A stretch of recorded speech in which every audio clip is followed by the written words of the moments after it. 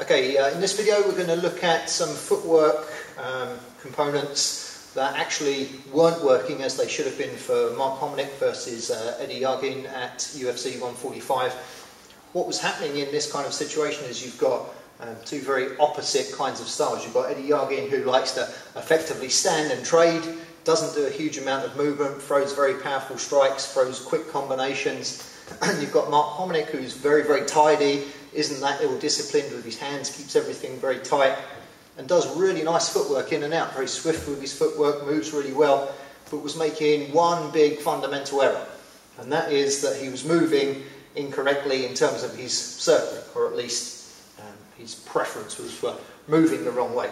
So if this person's going to stand and trade, if this person's going to stand and trade, obviously we don't want to stand in front of this person as they're trading. So he's doing the right thing, he's moving in and out, trying to come in for quick combinations, really tidy with the hands and then back out again. And he's circling reasonably well.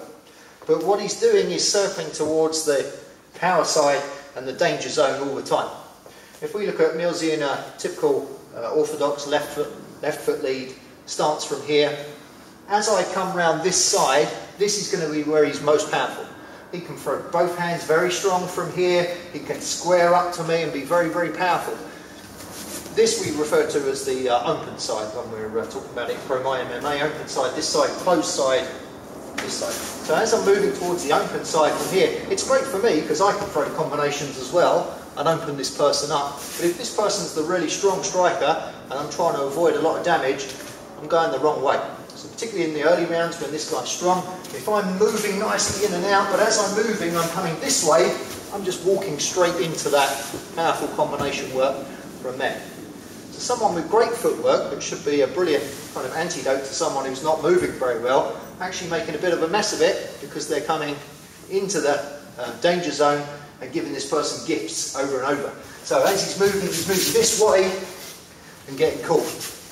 Now if he's moving to the closed side, instead of coming around this way, he will get less opportunities, so there's less to go at.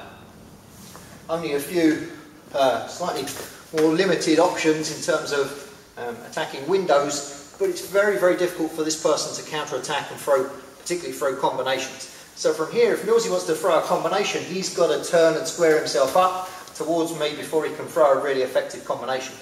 And he might throw a sneaky little lead hook, but even that's not going to have much on it from this kind of reduced range. From here, he needs me over here for this to be really powerful.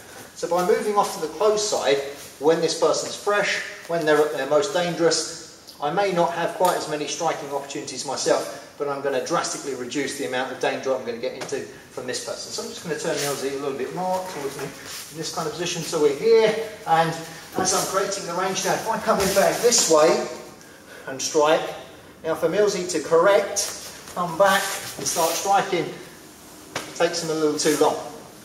If we come in again, I err on this side, and as I come in, he can just unload with his feet, taking the same position without his feet having to change at all. So this is our dead straight angle. I want to go off to the right if he's in the left stance, off to the closed side from here, bang, this kind of action, and make him have to correct his footwork in order to get strong combinations against me. Now that's not to say we should go that way all the time. Later in the rounds or when this person gets tired, we should take advantage of the open side for attacks. So Yagin in the third round in particular was getting pretty tired, pretty out of breath and slowing down, and that's when he could have switched up tactics a lot and come then himself to the open side in order to get some stronger attacks in.